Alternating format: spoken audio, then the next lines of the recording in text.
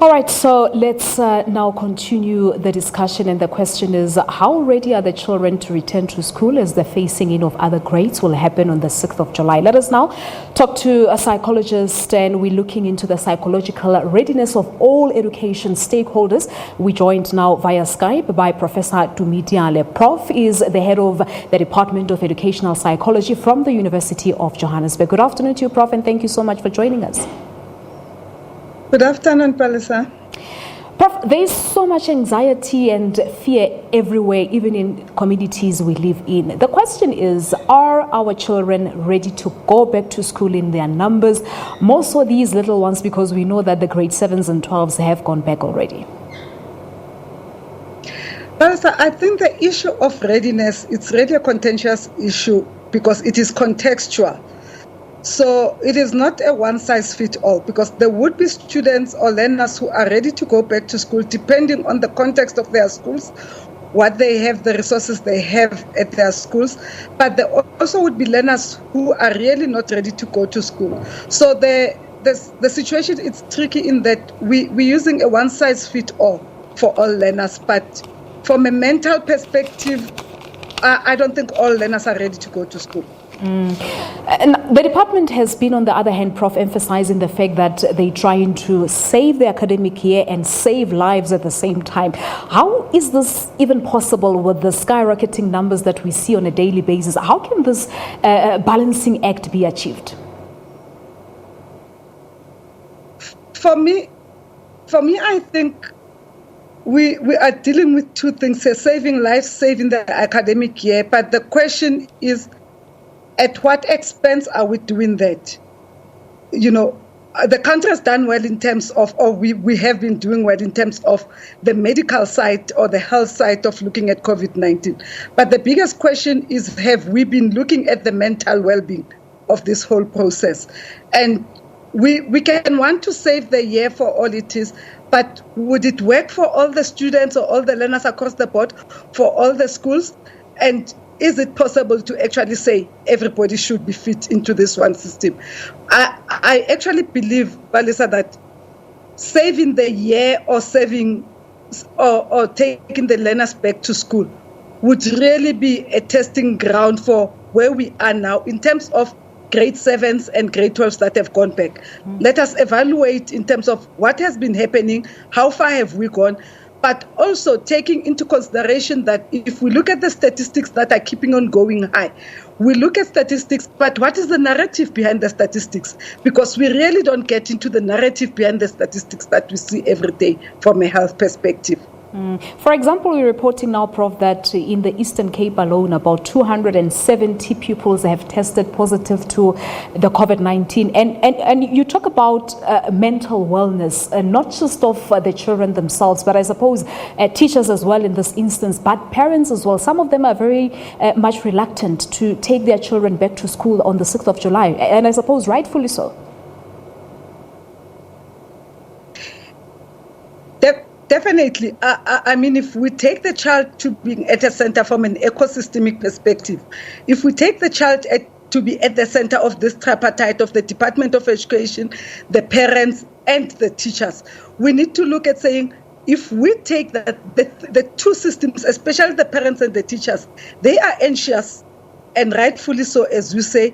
But what is it that we as the government, or what is the Department of Education doing in terms of addressing the anxieties that the parents and the teachers are facing, rather than telling them, no, you need to go back, we are putting systems in place.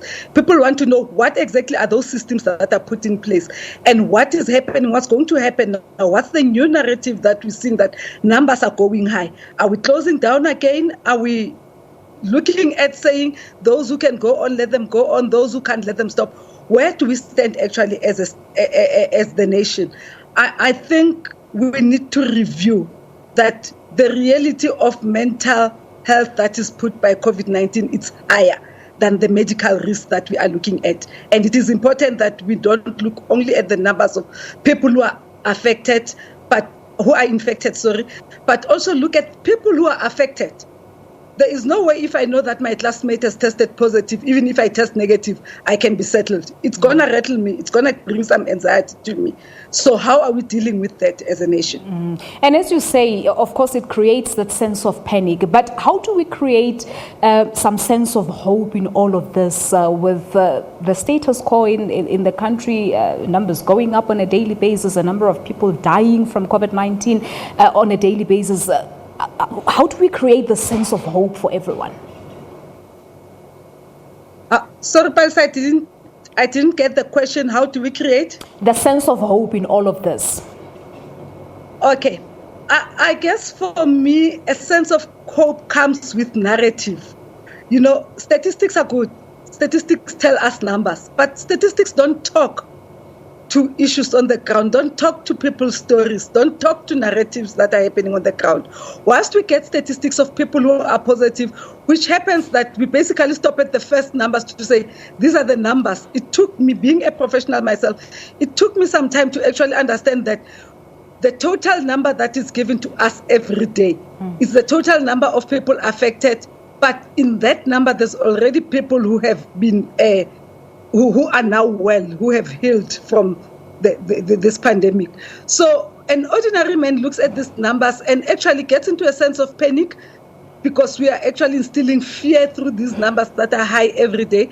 And psychologically, you can just get afraid to a certain level. Your fear can be to a certain level. From there, you just get numb and it becomes business as usual. And I think that's what we see happening. So the biggest thing is, how do we turn these narratives of pain and fear and panic and anxiety into stories of hope?